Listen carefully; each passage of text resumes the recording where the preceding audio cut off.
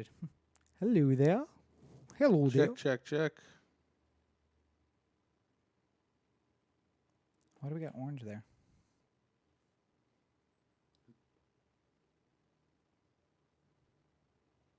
Yeah, we're good.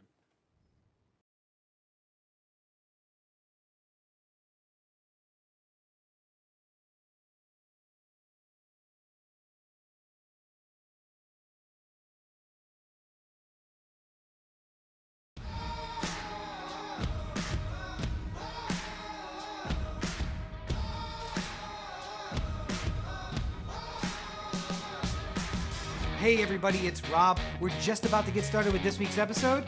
Less than 10 minutes left.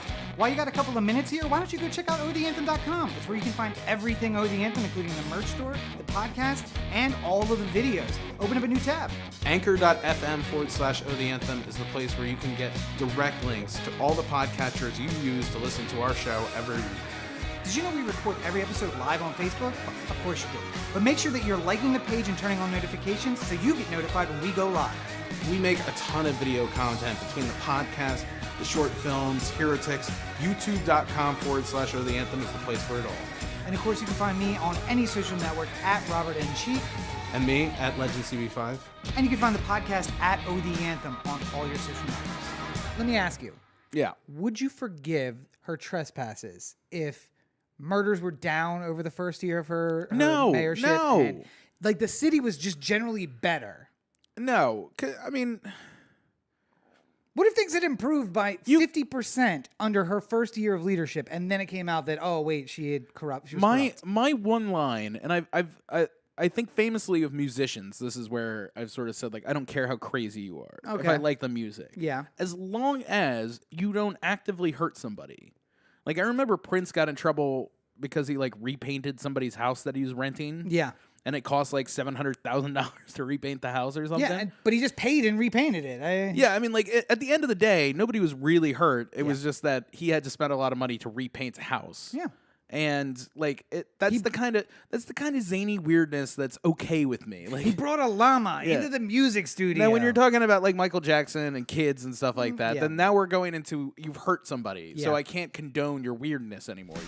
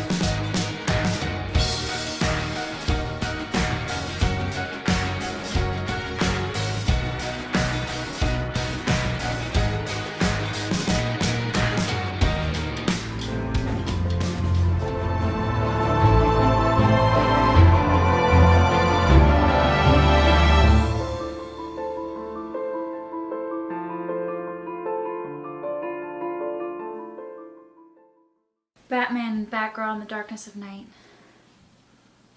Batman, I need you now more than I've ever needed you before.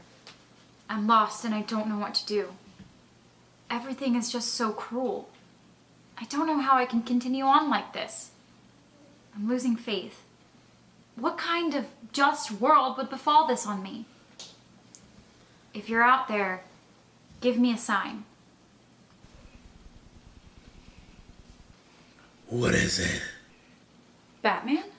Yes. Hold on. Like the real Batman? One must not worship false idols. You either die the hero or live to become the villain. Should I treat this like confessional then? If you want the proper justice. Well, a couple things have happened the last couple of days. Should I start from the end? I took the hero's name in vain. What did you say? Dick Tap Dancing Grayson. Why? Well, I was really angry and upset and vengeful.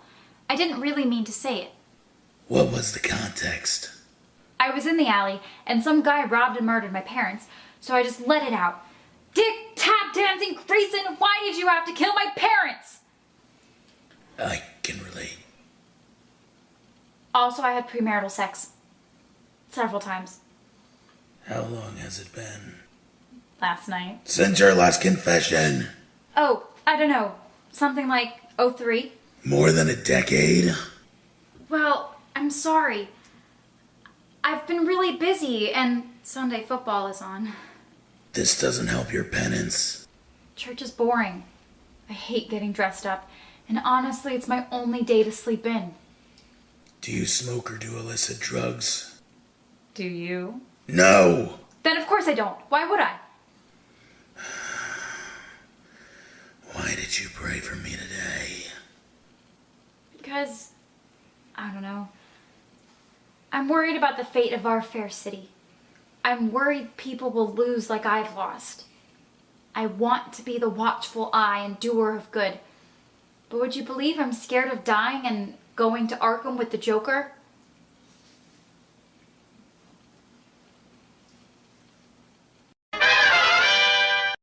All right.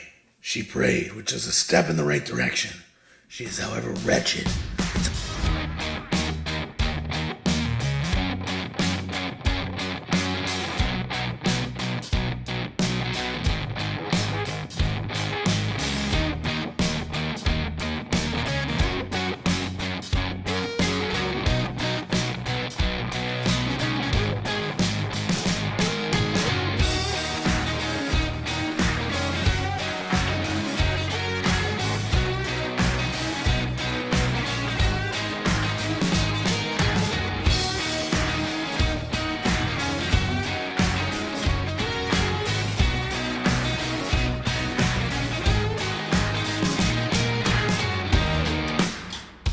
I'll be like, all right, well, Right. I'm going to make a phone call now. I just want to let you know that there's a convenience fee for me doing this. It'll cost you $5,000. And also, even though it is after 8 o'clock and this call is technically free, I still have to pay for a cell phone bill. So I'm going to have to ask for a handling fee of $10,000. He's like, whatever you want. He just throws checks out the window. He's do it. I gotta get out of here. I have to see Squirrel Nut Zippers. Yeah. And then I'll just be like, all right, 9. Shit, what is that number? God damn it, it's right on the top of my. It's like 911. It's like, hold on a second, hold on. I'm trying to call them. I just Listen. need to remember the number. Let me text Rob. He'll know this.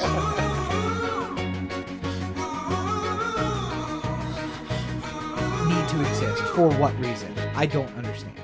Oh, because it's an industry, and if we get rid of insurance companies, then all the people who work at insurance companies are going to go have to find other work. And all the people who work at doctors' offices, and blah, blah, blah, blah, blah. I never heard anybody talking this much about Blockbuster when it was about to go up. First of all, where was the bailout for Blockbuster? Okay, because It's like, hey, this is a horrible idea, and it's surely going to go out of business on its own, but we should probably save it because Blockbuster. 'Cause people work here. We all remember how great it was when Blockbuster was the game in town. And, there's nothing better than going and talking to Chet, who's like the Yeah. 60-year-old guy who works at the Blockbuster, who's seen every movie. Yeah, You're like, and hey, he- Chet, what do you want to watch? Yeah, and the guy who knows what you like. Yes. Like the guy you and Chet are right on the same page with movies. And he's like, so listen, when Chet tells me something I want to see, I know I want to see it. you're not going to see this in any of the newspapers. You're not going to see this on TV, but there's a new flick out, Lobster. Yeah. You need to go see this thing. It's like, what's it about? No. Don't. It's going to sound stupid if I tell you. I don't want to tell you. You just gotta watch. You just gotta trust me on this one. I'd be like, oh, all right. Then I come back with the VCR or the VHS tape, and I'm like, Chet, you're a genius. Where's the bailout for Chet? Okay. Where-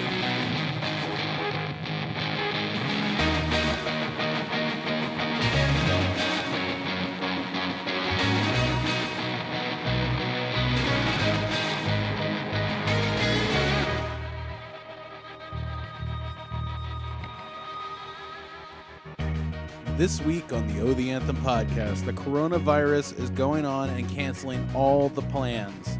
And apparently the Trump administration has no idea what to do with it.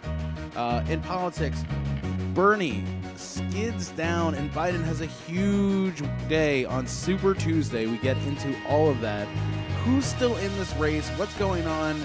All the odds, all the angles are covered here. And then finally in the Baltimore corner, a cop who was shown fabricating evidence 2.5 years ago, still on the force. How can this happen? We'll get into it right now, coming up now on the OD Anthem podcast.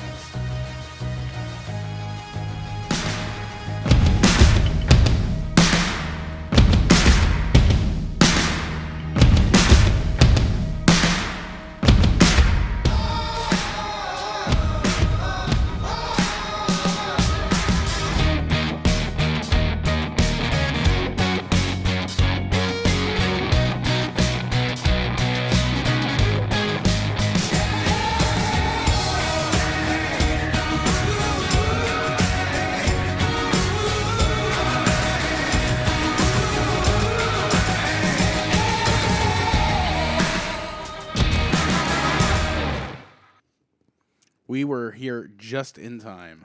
This is Corey, and this is the Anthem podcast. Whether you win by, it doesn't matter if you win by a second or Inch or a mile. Inch or a mile. Good afternoon, everybody. It's Rob. Welcome to episode 309 of the Anthem podcast, coming to you from the hashtag OTA LA studios, high above the 110 freeway in downtown Los Angeles, California. Thank you for joining us. Yes, indeed. Now, This episode of the podcast brought to you by Coca-Cola. So addictive, Corey gave it up for Lent. And I have 2 Coke products fueling me tonight. A Coke Zero Energy, yeah. which is ironic because it gives you a lot of energy, and regular old Coke Zero. So trying to find some energy for the show. Trying to tonight. find the middle balance between the energy drink and the Coke. Oh, what if I just mix the two together? See, here's the problem.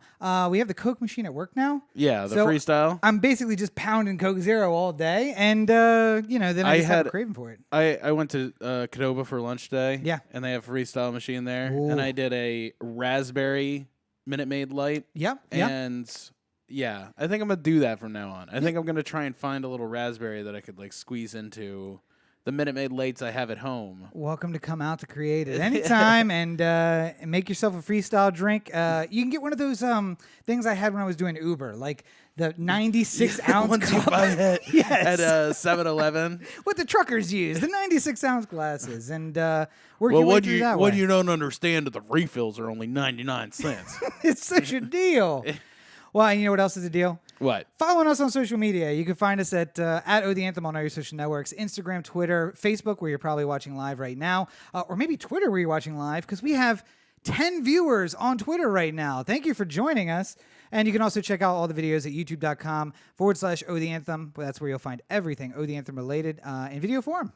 Absolutely. So I was going to skip sports ball this week because I couldn't find anything. But of course, you found something right there on for Orioles talk. Well, I mean, I don't know if it's much. Do you want to play the drop just for the fun of it? I do. or- I mean, why go a week without playing a drop?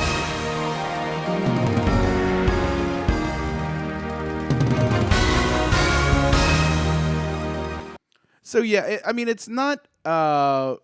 We don't really know what it is right now. Let's put it that way. Sure. Because Trey Mancini has left the team with a non-baseball related medical procedure, is how they're describing it right now. What did they call the groin injury for that Caleb got the other year? Oh, That was baseball related. yeah. But it was Well, like, yeah. I mean, they love he their got the- euphemisms. He got the testicle removed from his ball sack. That was the Woo. the. But they love their euphemisms in baseball. Nothing beats hockey. Lower body injury. It There could you be go, yes. anything. Don't tell everybody what happened. You got hit in the nuts with a baseball. Lower body injury. Ovechkin gets in. We hear you have a lower body injury. It's just like, I don't speak on my injury. He doesn't want everyone to know his weakness, Corey. Anyway, sorry. Yeah, Trey There Mancini. is no weakness. Russian Mancini. machine never break. Unless his kid did you ever, cried, then did you you ever break hear it. that one, by the way? No. Early on in his career, Ovechkin took a puck to the skate, something that would normally be a couple, like maybe a week injury, because like you're Puck to the skate? Yeah. So like if you take it on the side of your skate, you Oh, basically okay. get this humongous bruise on the side of your foot that keeps you from like walking or skating for Yeah. like a week. Foot swells up. You're wearing a 14 and a 10. Right. Yeah. And it's the type of thing that happens, to everyone at some point kind of thing. But Ovechkin missed like, a little bit of one game, and that was it. Yeah. And then reporters were asking him afterwards. It's just like, Usually people take a couple days off with that kind of injury. Why are you back so soon? And he's like, Russian machine never break. And then that was it. And he's been pretty healthy ever since. So a statement on his thank God for stamina that. and a statement on the quality Soviet goods that you can get at your local store. Anyway, Trey Mancini, which, by the way, they're always listening. My phone just popped up the story that I had not seen because it heard you say with a non-baseball related medical procedure. Yeah. Number one story. O's, Mancini needs non-baseball related medical procedure. So it's always listening to us. It is indeed. Thank you, Overmasters. I think that what's important to know right now is that whatever it is, Trey wants to keep it to himself at the moment, and I'm sure we'll get more information on it now. The horrifying part is you don't know what this non-baseball related medical procedure is. Yeah. It could be something, like pretty small, or it could be something huge, and because that we're living in this world of not knowing what's going on. Yeah. It's tough, but hopefully he comes back healthy. We're rooting for you, Trey. Who would have thought 4 years ago we'd be like, Trey Mancini, key part of this team. We really need to get him back. I think what's more interesting about it is that like Trey Mancini was like sort of a second tier level star. And it was, the Weeders and the Machados who were like the big, huge names. But, now who's left? Mancini's the one who remains. So I guess it's not so much how highly thought of a prospect you are coming up. It's where you end up being. Well, I think also you have to take into account the Corey nickname scale. And at what point does a player get a nickname? And Trey got one midway through his first season. Well, everyone picked up on Boom Boom. Oh, so, it wasn't just you and Deep Orioles Twitter. No. Okay. That got pretty quick because Boom Boom Mancini was a boxer. I had no idea that was the case. Yeah. That's where that came from. Oh, okay, all right. Yeah. Well, I think one fact that everyone should know, even if we don't know the condition of Mancini, is that Corey listed this item on our list of topics by saying "boom boom with a boo boo." Yes. That was my lead-in, so everybody knew who Boom Boom was. But boom boom with a boo boo. So this is what I deal with on a weekly. I love weekly myself basis, a strained pud headline. Yes, yeah. But other than that, spring training goes on. Yeah, I mean, it's basically just figuring out what pieces are making it up to the big club. Two of my employees are at it's not the Citrus League, it's the Cactus League. Yeah, Cactus League play, and it just makes me despise Corey day after day because he won't pull the trigger and say let's go to spring training.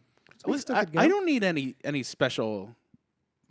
I have nothing going on this 2 week. weeks from now. Let's go. I got jury duty next week. Yeah, I was going to say 2 weeks from now. Or, 7 months from now when you get put on a murder trial. It's going to last all summer long. Yo, what did you say? I get stuck on some murder trial that like everyone else knew about, but I didn't. Yep. It's just like, Corey, do you know anything about O.J. Simpson? I'm like, who? Corey asked me, he's like, how much do jurors get paid? I was like, $150 a day. He was like, nah, man, I got a day rate. You got to meet my day rate if you want me to be on your jury. Listen, I'm bringing my kit whether or not. So you're going to pay for it. Corey's just sitting in the corner, boom ball in one hand. Sitting in the jury box, mixing everything. I can make you sound amazing. There's no electronic devices allowed in this courtroom, sir. It's like, no, I'm good. I'm doing work, man. I got to justify that I fee. got a kit fee. If I don't touch the kid, I can't charge my fee. I'm sorry. Anyway, so that's not really sports ball, but that's sports ball.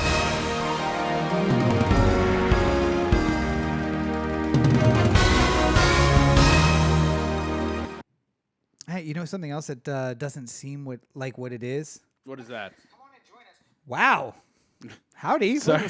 That was Sorry, I was trying to add things to the Instagram story. things that seem like what they are, but they're not. The 4-year consideration drop, which still has not been created, despite the fact that both people who need to be here to create it have been in this apartment multiple times. See, but the problem is that every time I'm ready to do it, one of the two of them are sleeping. So God, yeah. I've never seen two human beings sleep so much. I fear that one day we're going to come back and it's just going to be a different person. And he's like, oh, I went through a metamorphosis. That was my cocoon phase. I worry one day, like, sometimes I worry about, like, dropping dead and not being found for a while. like I could have hypothetically been saved, but like I choked in the bathroom and then yeah. like I just fell on the ground and I couldn't save myself, and then somebody just finds me like 6 hours later, kind of thing. Or But, that like- the old lady like falling and can't get up, and you lay there for 3 days. Yeah. Ooh. What I worry is that I come home and I see Roberto sleeping, and I'm just like, he's He's fine. And then 9 hours later, I'm just like, it's weird. He hasn't moved a lot. Usually he doesn't sleep 15 hours at a clip. I mean, solid 12, yeah. 12, but yes, but I we're mean, like, overdue. Overnight, 12. Not from 4 in the afternoon to 4 at night. This seems a little awkward. And you go and check on him. Not breathing. Oh, no. My sedentary lifestyle led to my death. What are you gonna do? Police come by. They're just like, why didn't you check on him? Because he was sleeping. He always sleeps. He was clearly not sleeping. Well, and speaking of police coming by, go on over to the OTheAnthem.com. You can check out everything that we have to offer, including all of the videos are up there in a wonderful format that lets you peruse. You can see some information about us and about the history and how we came to LA.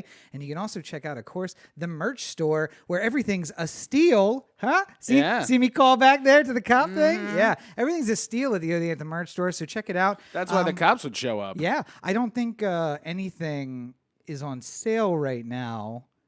But as we always say, we're working on new stuff. So new merch is coming shortly. Corey's looking up to see if there's a sale code we can give you. See if there's something available right now. Very well prepared for the show. Of course, he didn't know I was going to cut to the... 15% off men's clothing now. Ooh. Men 15. So, Listen, sorry, there's- ladies. It's okay. There's no better way to respond to International Women's Day than to give a men's 15% off code. Excellent job, Spreadshirt. Thank you. It's March now. Fuck the...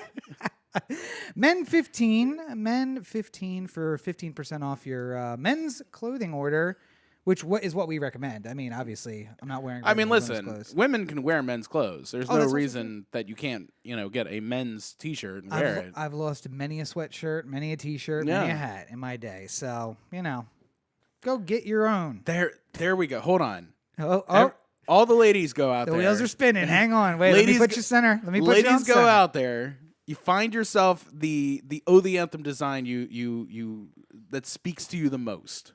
You get it in a sweatshirt, and then you just go around. And then whenever you don't want to be bothered by guys hitting on you, you say, "This is my boyfriend's sweater." Ooh. And then anytime that you think that you might have found an interesting partner, like somebody who you might want to have a date with or something like that, then you could say like, "Oh, this is the show I listen to, but I mean, like, it's really for smart people." He's just like, well, I really like Smart People podcast. And then the two of you can bond over that. Yeah. And then we can do a live show during the reception. That's clearly... By the way, I feel like this is how it works. Like, I don't know if just... and it all started with Men 15. That's... Are none of our fans getting married? Because we've gotten like 0 requests from fans to come to weddings. come to weddings. And we'll come and we'll MC, and you don't even have to pay us. Just the invitation and the dinner. Steak, please. Steak, whatever the steak option is, I'll take that. Unless there's lobster, then lobster. Rob will even do the online thing that gives him a priesthood. I've been meaning just to do that. Just to be do it. ordained for the sake of it. Yeah. I mean, religion's a joke to me anyway, so I might as well get ordained. I wouldn't know why not to. I mean, could you get like a flying spaghetti monster ordained or something like that? Yeah, absolutely. Okay, that's the way to go. I did have an alternative to your plan, though. And it's not so much with the... it leads to the relationship faster, I think. And that's get yourself a guy's T-shirt and then just wear it around. And when your crush sees you in it, he will assume that you must have a boyfriend, because why else would you have a men's shirt on? And just be like, oh, well, if other guys are into her, maybe I should be into her too. By the way, this is the way that men's brains work. We will not be into someone, but then we'll see her talking to someone else and be like, no, I saw her first. How else can we make this into a disparaging thing about women? Wait, it's not International Women's Day anymore. That was yesterday. That's a full 24 hours ago. Yeah, well, as we record this, it'll be 48. Let's say you're some sort of sexy serial killer, and you want to throw them off the scent. You buy the men's shirt and you leave it on the scene. Yes. And then they're just like, well, clearly a man did this murder. And then they listen to the It couldn't be a podcast. sexy female. They listen to the podcast. They show up here because they assume it was me who did it. And Why are they always thinking it's you? Anyway. You need to talk to the police about why they think that. I don't know why I'm always suspect number one. Well, I just keep calling them. So. You guys all know that. You know why that is. But yeah, so we wanted to talk a little for your consideration, but unfortunately, due to another story we're going to talk about today, not a lot to talk about with for your consideration. Yeah, Hollywood's kind of shut down with coronavirus. Yeah. And I kind of feel like there is a... You ever get an out on some sort of an event where it's just like, say some friend is coming in, you haven't seen him in 10 years. You went to college with them or something like that. And they're going to be in LA for a week, right? So you're going to have dinner on Thursday with them. But then on Wednesday night, like just you realize your Thursday is going to be fucking slammed and it's going to be awful. And then they call on Wednesday night and they say like, hey, I know you were looking forward to tomorrow, but is there any way we could push it to Saturday? Right. Like give you the out. Like you could still say, no, I want to do this Thursday. But, you know, like by having the opportunity to like push it back to the day where you think it might be better, you're, you know, like moving. It all works out. You get that out. I feel like coronavirus is kind of like this big Hollywood out at the moment. Oh, yeah. Where it's just like, our box office might not be as big as we want to. Coronavirus, and then we got to push it back a little while. It's okay. Bond's coming. It's fine. I was going to say, I can't relate to your friend example, but I've given many a girlfriend an out. I do not have friends. Just in general, I don't. No, but by the way, I don't know if I dreamed this or if this is something I've seen before, but an app where you both, when you make plans with someone, you make it through this calendar app. And then if on the day of you decide you just like really don't want to do it or you want to push it, you select that. And if they select it too, then it cancels and it tells you both like not to do it. And if you only do it or they only do it and the other person doesn't, then no one ever knows. So like then you show up and they never knew you wanted to flake on them. Yeah. Did I dream that or is that a thing that exists? I haven't heard of it, so... If I dream that, then Patent pending. Copyright right now. Patent pending. But that's, I mean, how amazing would that be, right? Like, you'd be able to flake on people and just be like, how many times you've been like, oh, yeah, man, I'm totally down. And day of, you're like, oh, my God, I just, it's the last thing in the world I want to do. My thing for the last, my entire life is if someone asks me if I'm going to an event, I say maybe. Even if I'm almost definitely going to your event, I'm still going to say maybe. Because then I'm leaving out the opportunity that just something happens. Like, you know, like wedding I'm supposed to be at. Fell asleep. Didn't wake up. Come on. Yeah. Thank God I said maybe on the RSVP. An actual true life event. But you know what? Now that I think about it, I was going through my Roberto phase at the time where I was sleeping a lot. And I think you were like 26 too, right? Yeah, 26, probably, 27? yeah. Around that time. But It's where men run out of energy. In hindsight, I should not invent that app because, unfortunately... You would just flake on everyone? I would flake on every single thing. And if the app were to come out on a Wednesday, then I hope you all would have enjoyed the podcast because the previous week would be the last episode we'd ever get done. Corey would be like buried in something. Or Rachel would grab your phone and just be like, nope, not this week. Sorry. I don't feel like doing it this week. Flaking. And I just flake on everything. I would just be a hermit and never leave my house. Or you could just set it up as like a Tinder style like swiping app where like in the morning it just says like here's all the things on your calendar and you're just nope. Yep. Lunch, yes. Meeting with boss, no.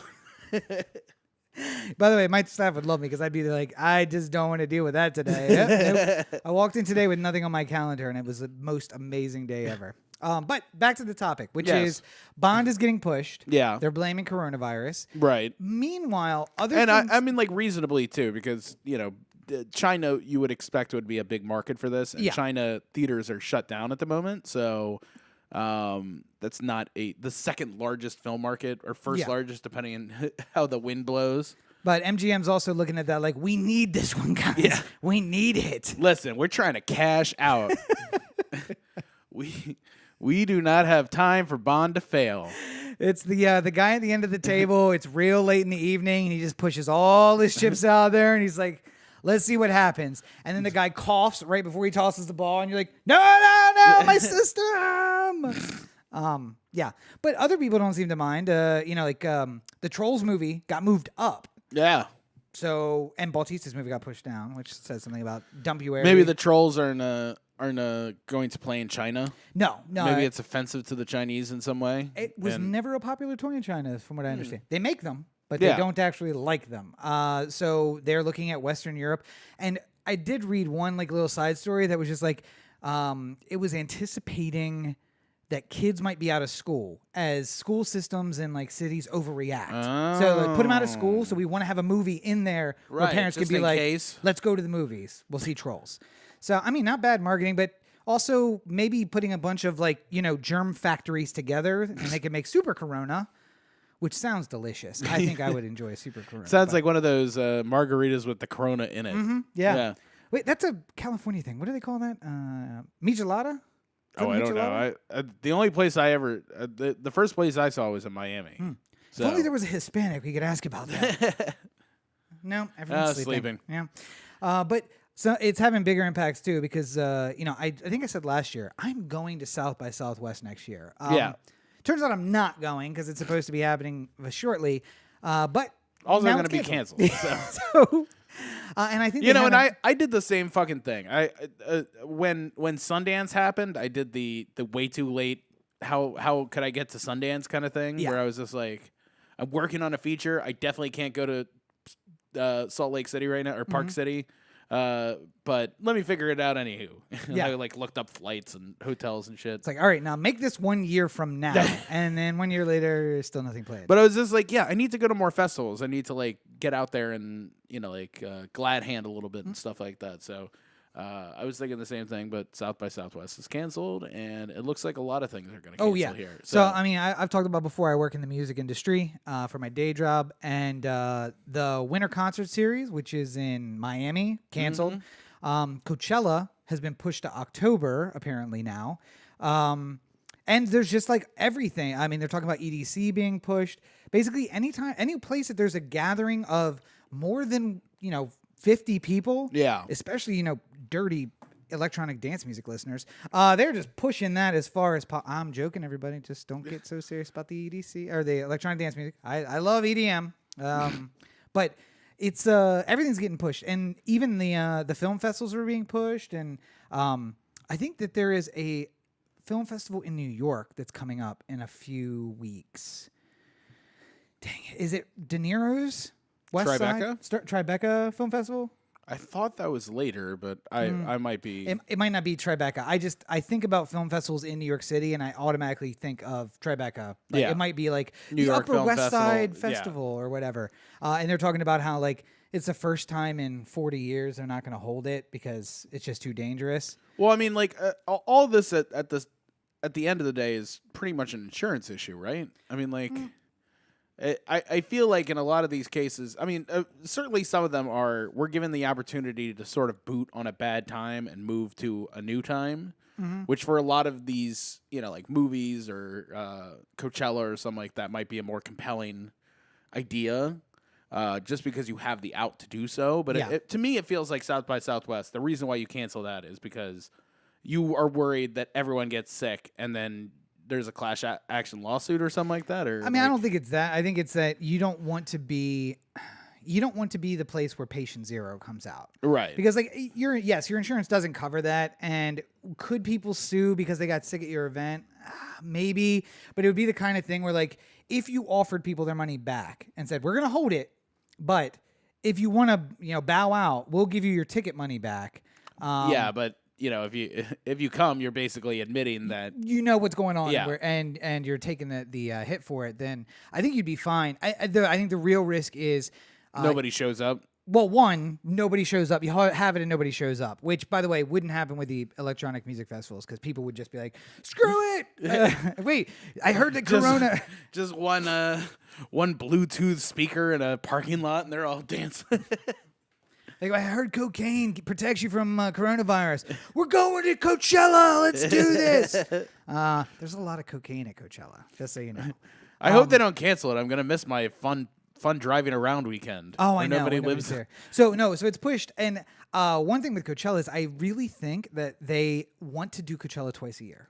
Yeah. And this is a really great opportunity for them to be like, hey, let's push it from the spring how to the it fall works in and see how October. it goes. Yeah. And it's like, hey, listen, the hipsters in LA will go no matter what time of year or how many times you do it. Coachella could be a year-round festival. Or how much it costs. Oh, no, yeah.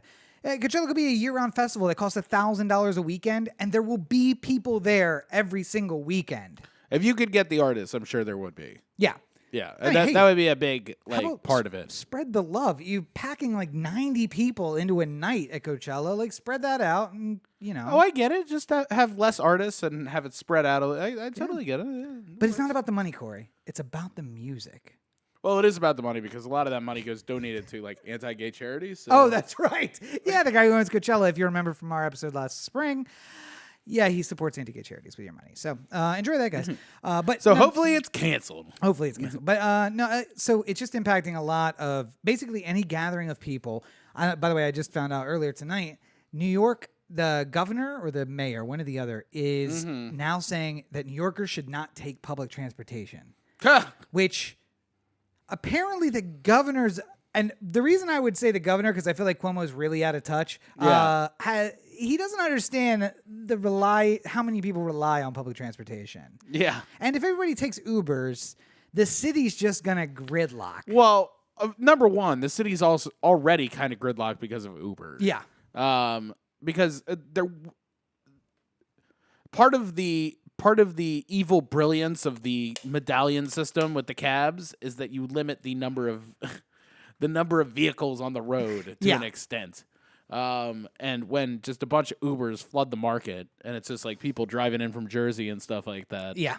Yeah. Then New York wasn't meant to handle that many cars. My last trip to the airport took an hour and 10 minutes, leaving Queens, 6-7 stops deep in Queens, and getting to Newark Airport. An hour and 10 minutes, which to me, I'm like, this is what I want in LA. Like, it's a couple of transfers, and I'm there, and I literally walk nothing but public transportation onto the plane.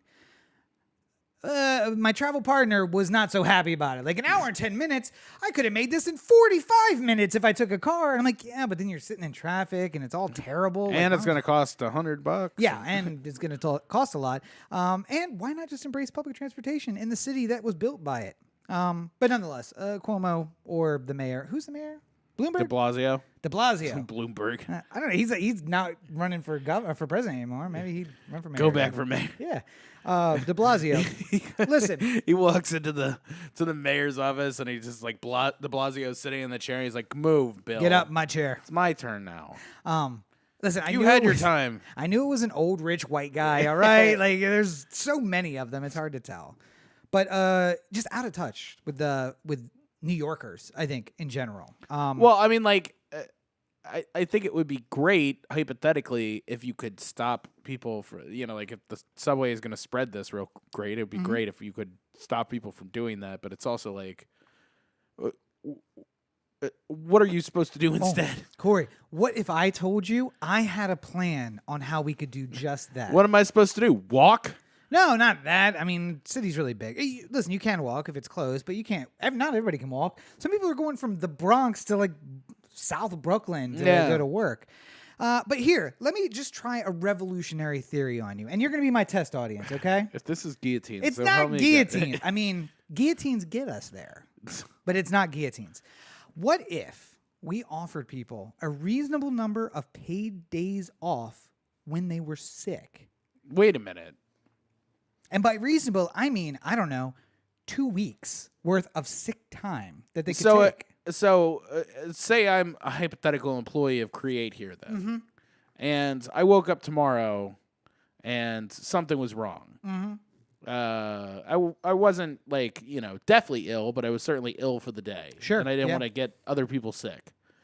I would call you and I would say, what? Like I'm taking one of my days? Well, one of my days for sickness? Just so it's clear, Create does offer sick days to everyone, including employees starting out after your 90-day probation period.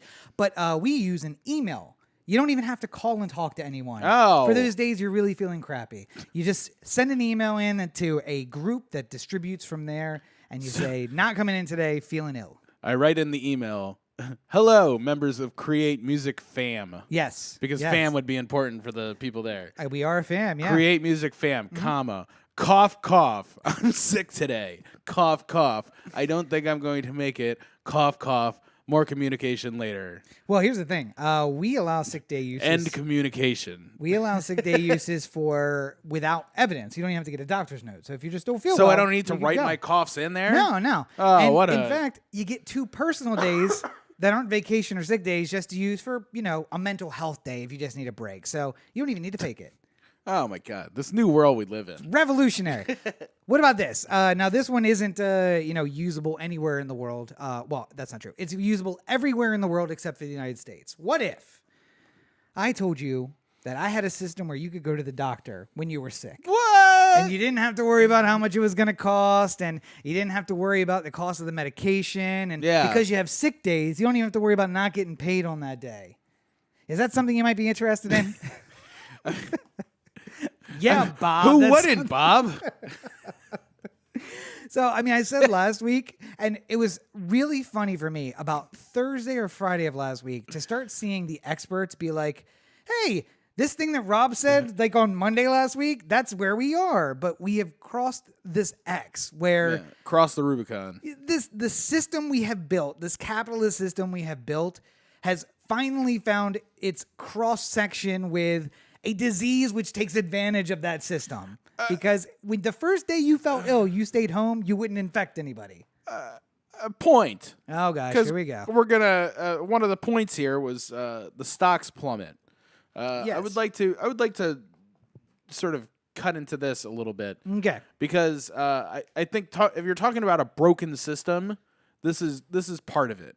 Right now, I don't know how many people are keen to how the stock market is working, but basically there's like a office building in Newark which gets internet faster than anyone else. Right, When yeah. it relates to the New York Stock Exchange. Almost a direct it gets connection. gets there like a half a second faster or something like that. And that amount of time is all it takes for the computers that are housed in that office to automatically make trades based off of how the markets are moving. Yep. And because they're, dealing in lots of people's money, not just one person's money, they can make huge value trades that drastically impact how the stock market is moving. So when people are, for the last, charitably, let's call it 10 years, Sure. people would say like, oh my God, Dow's up 1,000, or down 1,000 or 1,800 down or 1,500 up, like whatever it There may must be. have been a heavy day of trading. Yeah, but Nope. you think like, oh my God, there's people all over the country who are panicking because we're 18. There was at one point today we were 1,800 points down or something Yeah. like that. Yeah. Like people, you think that people are panicking when it's really the computer is just making predictions based off an algorithm of when they should be selling and trading, and the humongous fluctuation is based off of human hands being taken off of Yep. this and Oh. it becoming purely a numbers game. And because we've given marketers, the people who play in the market, the ability to bet against a stock. Yeah. Which then the algorithm is just like, well, now it's time to bet against it. Well, look how many people are buying the bets against the stock. Well, it must want to go down. So I'm going to sell before anybody else. And it's like the computers are talking to each other and manipulating our stock market. Just like my phone heard Corey talking and pulled up a story that it knew we were going to talk about. Imagine if like movies were the stock market, where it's just like this thing that has a tangential effect on the buying power of businesses. Right. Like, Yeah. Like it doesn't really seem like it should be as huge of a deal as it is. But Imagine if we could use the internet to manipulate our way up into a suite at a Las Vegas hotel. Just imagine that fictional situation that never really occurred from us liking and retweeting our own tweets with different accounts. We create a buzz. Just like the stock market. But no, I think that there is some measure of panic. it just but seems like a ridiculous system sometimes, you know? Hey, the whole thing's ridiculous. And you heard it here first, episode 309. The first time Corey may have agreed with me that guillotines are the answer. Yes, that's right. You've joined the resistance and lengthened your federal penitentiary stay. Resistance is futile.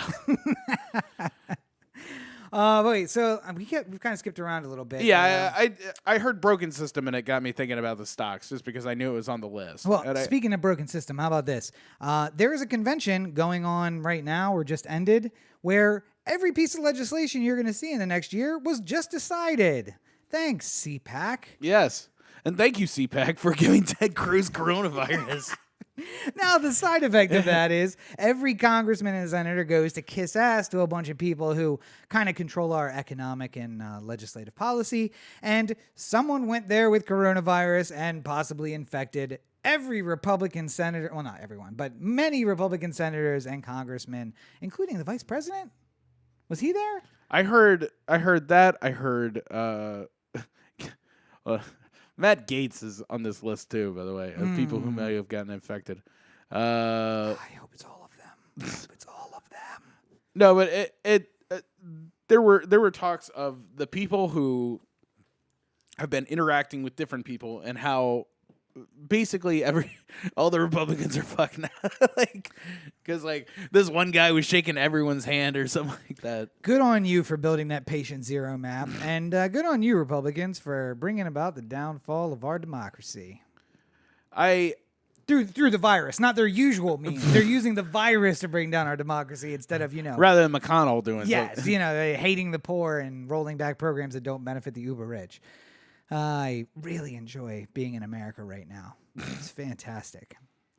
But the Pence, if he wasn't at CPAC, he also earlier in the week met with a group of children, one of whom is now in quarantine. So, if we find out Pence is patient zero for the Republican caucus and he just took it to CPAC and then spread it around a lot, that will make me really, really happy. Because you know what I don't want to see? What? I don't want to see Pence. Pence anymore? But especially I don't want to see him running for president, 4 years after he's out of office as vice president and ruining our liberal leftist revolution. Bearer of bad news. Yes. I can 100% see a world where Trump's kids run for president. Oh, well, yeah. Much the same that Hillary ran post. I think, I really do feel like we're 4 years away from Don Jr. or Ivanka running and them claiming we're a continuation of what our father started and stuff like that. Which is worse, Don Jr. or Mike Pence running for president in 2028? Ooh, tough choice. Ooh. I would say Trump Jr. would be worse. And the only reason why I say it is that I guess it's how you want to cook the cut this. What's worse? How you want to cut this baby? Yeah, what version of worse is this? I would say that Trump or that Pence at least has experience in not only the White House at this point, but also as an executive of a state. But super conservative and religious. Yeah. So he takes. So his he would be able. He would be sale. able to do his horrible things and know how to get them done. Right. Whereas Junior might have more horrible ideas, but no idea of how to get them done, much like his father. Right, but oh man, and that just relies on, are the Republicans so burned out that they're like, no, listen, is everybody taking the Colin Powell route? Is everything else the same? Is the House and the Senate still lined up the same and everything like that? No, it's probably stronger Republican by that point. So, yeah. I hate you McConnell, all. with any luck, will be dead. But otherwise, it will be lined up basically the same way.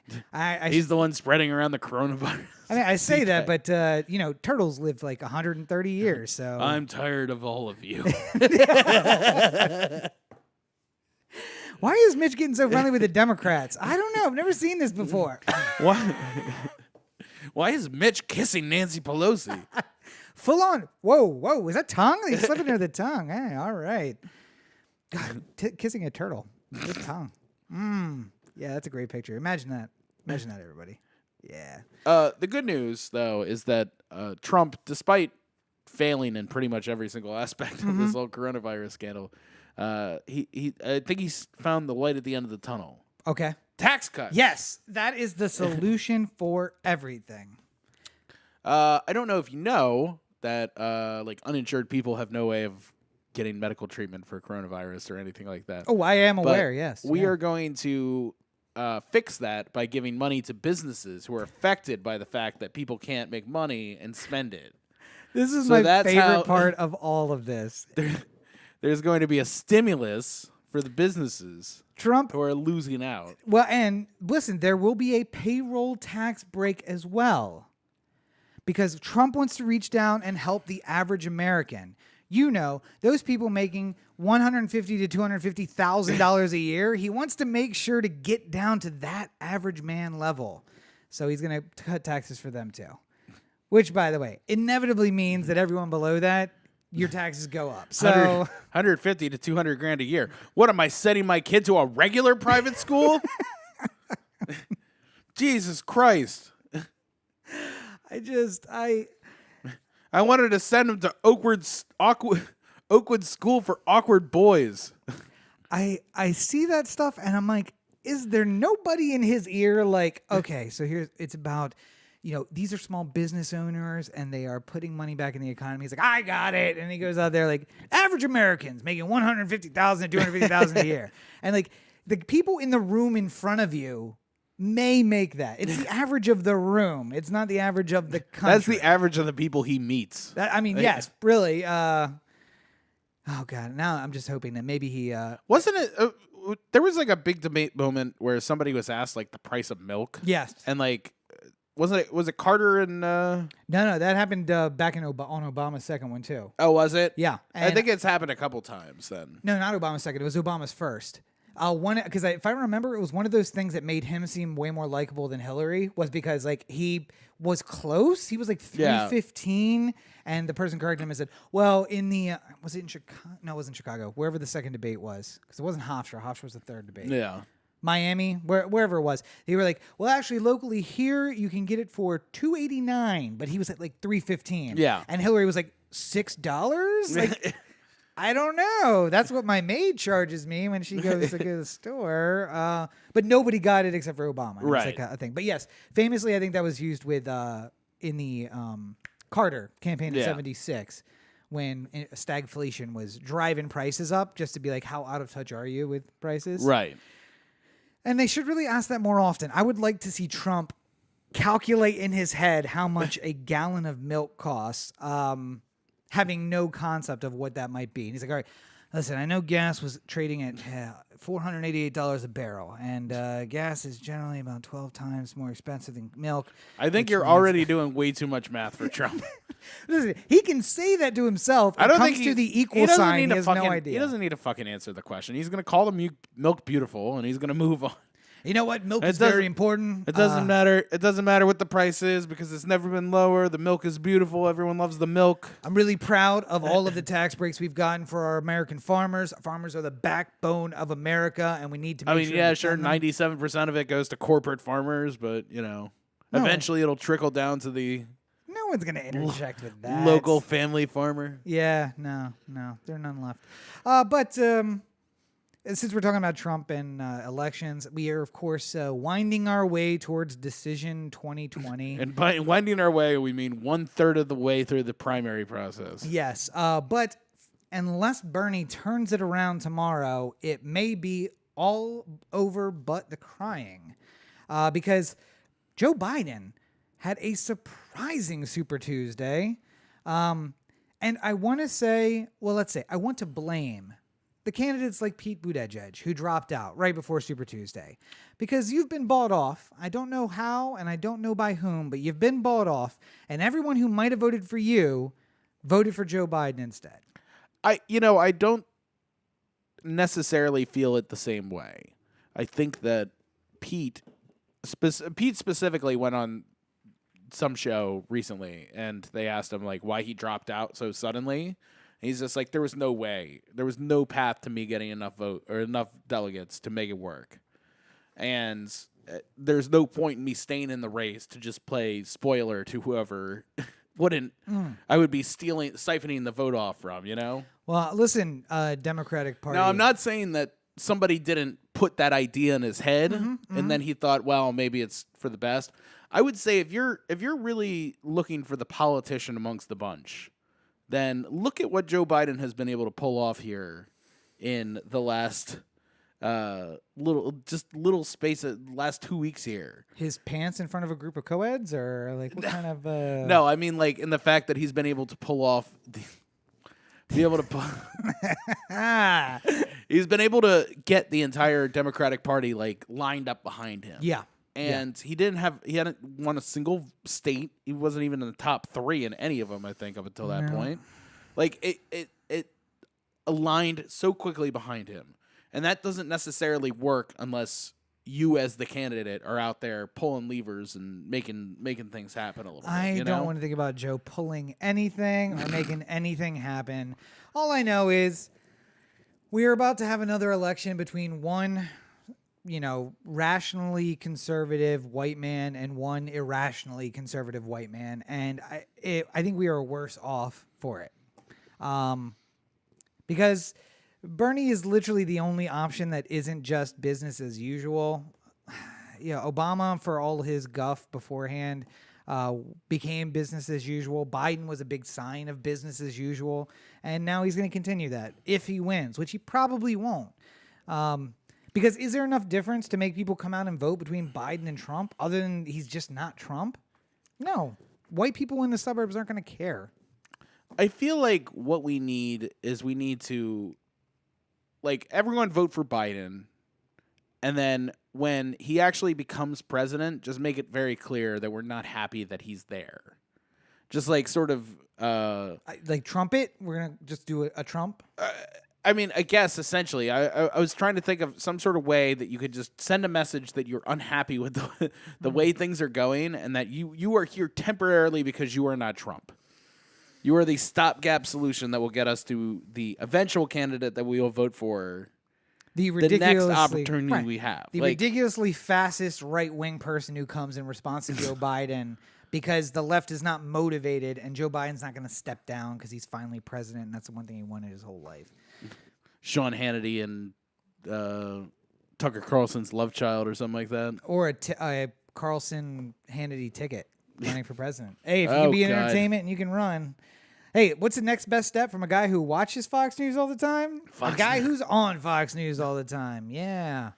So if you're not depressed, you should be. Listen, if it's not Corona who's going to get you, it's going to be Trump. And if it's not Trump, it's going to be Biden. So not a lot of hope to look forward to. I'll say this. California, 94% reporting. Mm-hmm. So we should have 100% sometime by episode 400 of the podcast, I think. Yeah, sometime. Somewhere in that general area. Yeah. Bernie is currently leading 34-27. Those are the only people who are viable. Bloomberg and Warren at 13%. Yes, it is.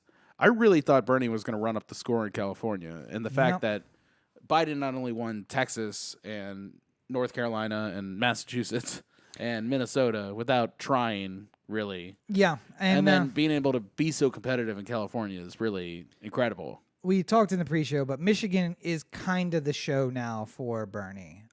He won it 70%, with 70% of the vote in 2016.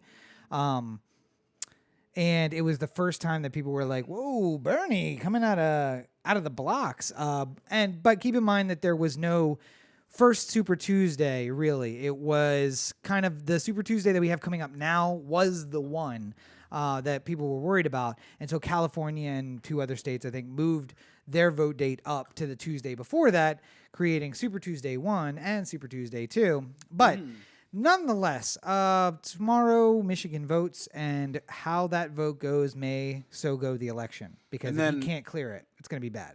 The shame to Bernie's campaign is that the next debate is on Wednesday. Yeah. So he doesn't even get the chance of having a debate to push his Michigan numbers.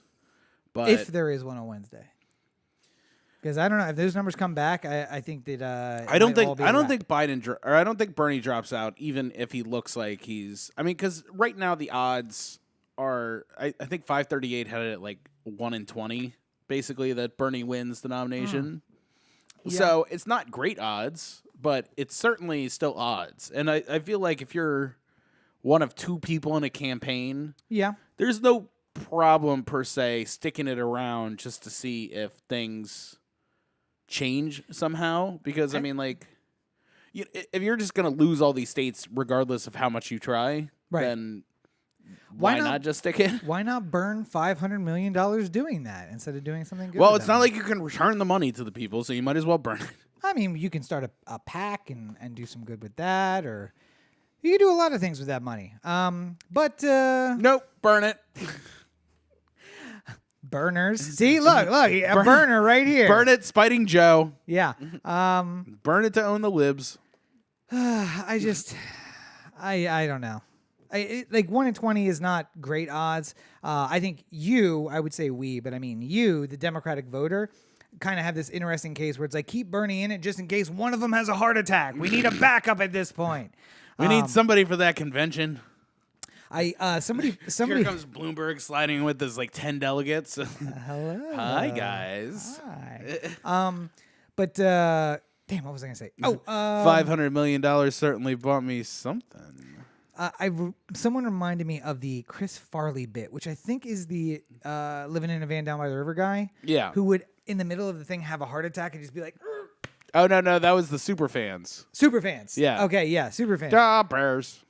Oh, that's right. Yes. Oh, don't worry, Charlie's just having a heart attack. And I imagine that Trump is like the super fans because he's probably had 2 or 3, and if somebody's looked at him, he's like, I'm gonna fix this by shoving a sausage in there. happens every now and again. I'm fine. I'm fine. You can't kill me. And then Bernie's gonna be blown over by a gust of wind and have his next heart attack, and that'll be the end. Well, of that. I mean, it is really alarming that our 3 most likely candidates for president are 73, 78, and 77 or something like that. Yeah. Like, not great. I would love it if we could have somebody a little bit younger. Oh, wait.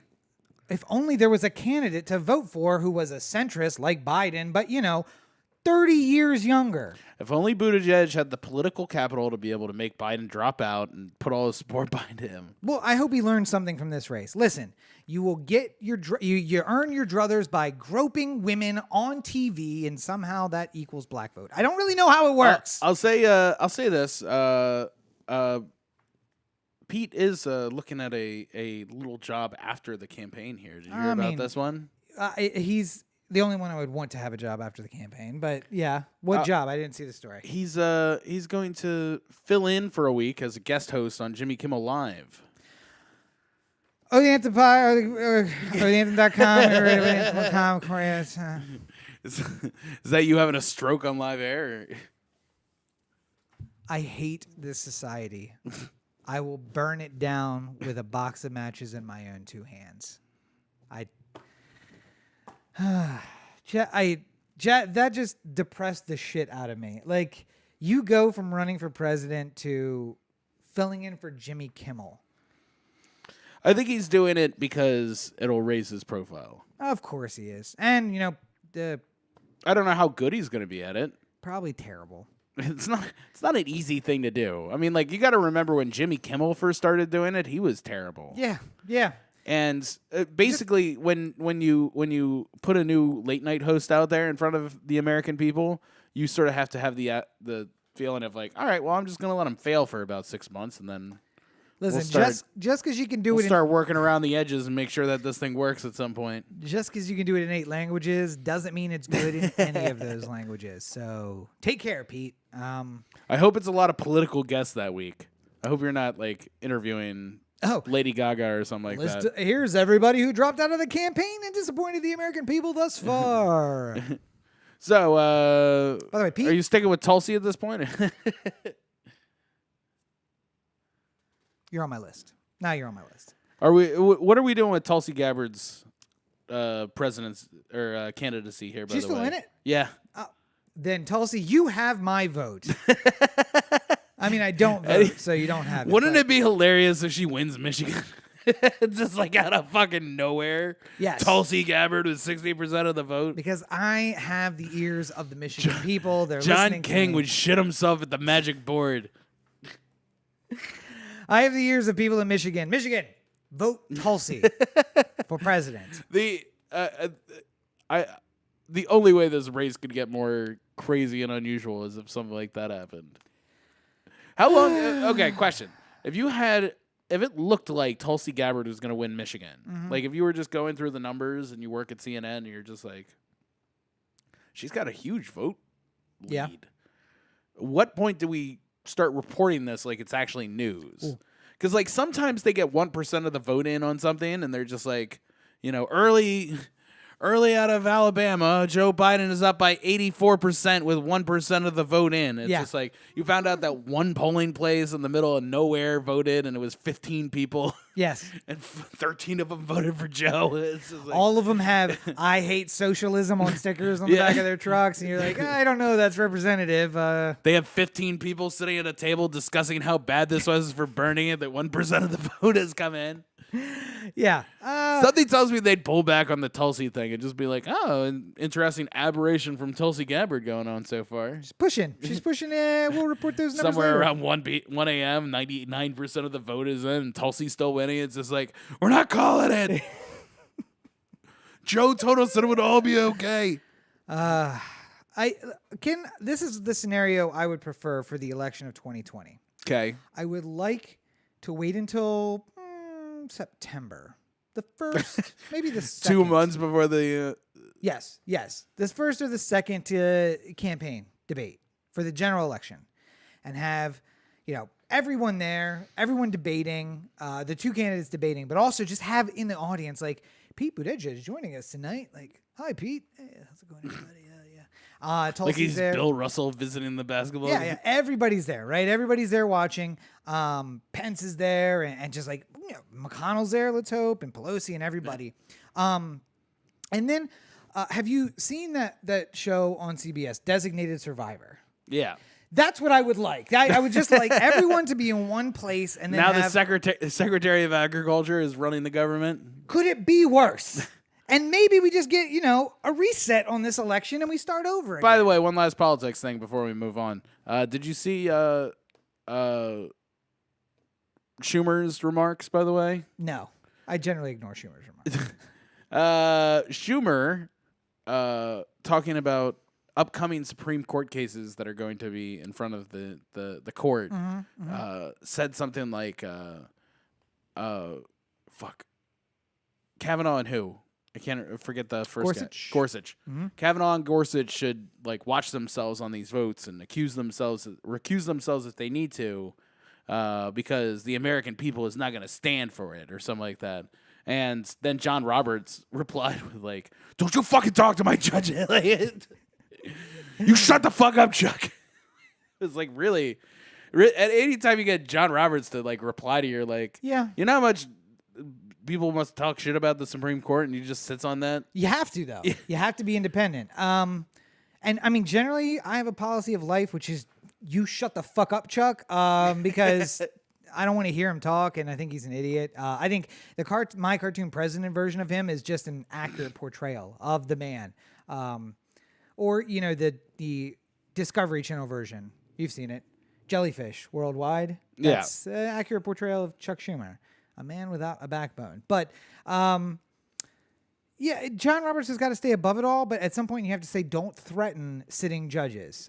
We can come after you the same way we can go after anyone. I don't know. None of this matters. Listen, the rules are made up and the points don't matter. So welcome to America in 2020. If coronavirus doesn't get you, then Trump will. If Trump doesn't, Biden will. And if that doesn't, then, got another disease coming around the way. We have one final item here. Oh yeah, that's right. It requires us. It's the that all of this could be fixed very easily with some guillotines, please. Mount the guillotines, and by mount I mean build and then use. But yes, we do have another piece of. And by guillotine, we mean the Baltimore corner, where you get the straight dope. Well, in Baltimore, you're likely to lose your head if you go to the wrong corner. So. Speaking of the seedy elements of Baltimore, one of the Baltimore police officers who got in a little bit of trouble. Yes. 2.5 years ago. You may remember him from a very funny viral video. We talked about it here on the podcast way yes. back when. Yeah. Richard Pinheiro Jr. Mm-hmm. Was the cop who forgot that the body cam, when you press record, automatically records the 30 seconds prior to you hitting record. It's always recording, but basically it doesn't save anything. Right. It saves 30 seconds and then to present. But as soon as you press it, it basically is like, okay, I'm going to save that 30 seconds plus. It where we go backdates from the now. 30 seconds. Yeah. Yeah. So what he had done was he went into an alley where there was a trashy empty lot and put drugs into a can, put them into the trashy lot, walked to the end of the street, was talking to his fellow police officers. All of this is muted. That 30 seconds is muted. Yes, You yeah. just get the video. But then immediately once it kicks in, he's just like, all right, well, I'm going to do a general search of the area. I saw the suspect throw the drugs over this way or something like that. There's no audio, but he does seem to give him a like, ready? Okay. You Let's ready go. for my bullshit? You ready for this? Anyway, he was found guilty of doing that. Yep. And he was Never on policed again. he was not thrown in jail. He had a probation. But the most interesting part is that he's still working for the Baltimore Police Department these 2.5 years later. I know Rob is shocked. Stunned. yeah, still working for How Baltimore does Police? how does this happen? You may ask. Yes.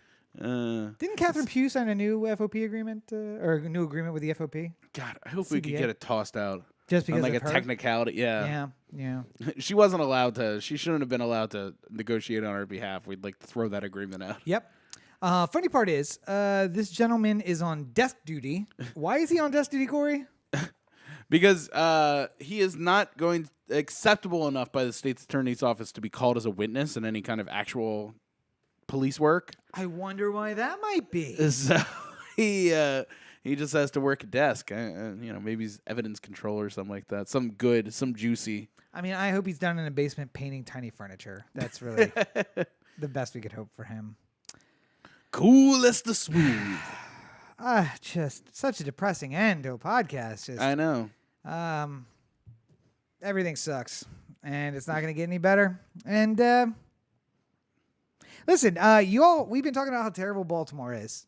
Not terrible. How tragic Baltimore is. Yeah. For the last, I don't know, every episode of the podcast. And just so you know, America, we're all headed in the same direction. So Baltimore is like the part of the Bible where God gets obsessed with plagues. yeah, yep. Or alternatively, it's like the part of the world where it started raining first, where Noah's Ark was. Yeah. It's going to flood everything. It's just starting here. So Baltimore, real terrible. And it's just going to spread outward until it engulfs us all. I know something that'll bring a smile to your face. What's that? OTheAnthem.com. Corey to OTheAnthem.com. OTheAnthem on Facebook, Twitter, Instagram, and the listener line, 443-219-7595. What's that number again? 443-219-7595. And you can find more of me at my website, CoreyBakerFilmmaker.com, Facebook.com/Corey Baker Film, and at LegendsEB5 on Twitter, Instagram, and Snapchat. I have the new Invisible Man review out today. It was fine. And you should go see it. The review, that is. And yeah, that's about it. I want to. Do you want to go see a movie this week? See Yes, something else? absolutely. Make another video. I need to do that. Corey's review out just a little after mine, unfortunately. Well, you had the opportunity to record yours yesterday. So. Yes. Wow, someone was getting a pedicure and treating himself. Listen, yourself. you got to keep the feet right. They're the roots of the human. I just hope that every person who can hear the sound of my voice does exactly what Corey does. And that's completely change your opinion and modify your behavior to match what I say. Corey was going to rip apart Invisible Man until he listened to the wise counsel of this guy. I wasn't going to rip it apart. Still waiting to hear how you'd make a better movie. Hold on. I just like to say for the record. Can we get this back on? Sure. Are we still on a 2-shot here? Yep, 2 on shot. I just like to say for the record that no matter what, if I leave a movie and I don't immediately say this is my favorite movie of the year, if I say anything at all, the Rob and Roberto, the two of them, will start doing the "Oh my God, there it goes, Ellie hates it." It's like I could see Once Upon a Time in Hollywood, and I'd just be like, I really like that movie. It was a little bit long. It's like, oh, here's it with the complaints. How dare he, Mr. Pruy Foo Foo, with his movie review. You want to know the truth? I learned it from you. You train people to react to you. This is how we react to you. And I react by saying, hey, you can find me at all your social networks at Robert N. Cheek. Make sure you check out robertncheek.com where you can find links to everything I do, including the reviews, which are available on YouTube, youtube.com/Rob Cheek. We have Invisible Man up right now, and Sonic is coming on Thursday, and hopefully another movie later this week. But beat you to the Sonic. Yes, you did. I was, moving and crashing places. Got to find an apartment this week. That'll be on the agenda. Yes, movie. Also, yes, apartment. But you can also find links to the books, which are available on Amazon. Barrow's Books. And we are working on audio for it. By working on, I mean we have an idea. Kicking the can on. Yes, having an idea. Much like that for your consideration drop. It's an idea that will play itself out at some point. We'll have a powwow on that at some point. But, yes. If only we were in the same place at the same time for any extended period of time, we would be able to make life so much easier. Well, I think we've done good here today. We've done something. I don't know if it's good. But as always, you're listening to the O The Anthem podcast, part of the O The Anthem Digital Network. For Corey, this is Rob. Have a great week, everybody. And please, if you must cough, not directly in the hand. Can we all do the elbow a little bit more? I'd appreciate it. It's called a Dracula sneeze or a Dracula cough. I saw. I was walking through the block today, and I did that. I had to cough, and I went into my elbow, and some guy looked at me. He was just like, "Yeah," and I was like, "There we go." Yeah, I was walking around work and walked past somebody, and they turned in my direction to avoid the rest of the crowd and coughed directly in my face. So, kind of the opposite. Coronavirus breakout. I'm just glad I infect you first.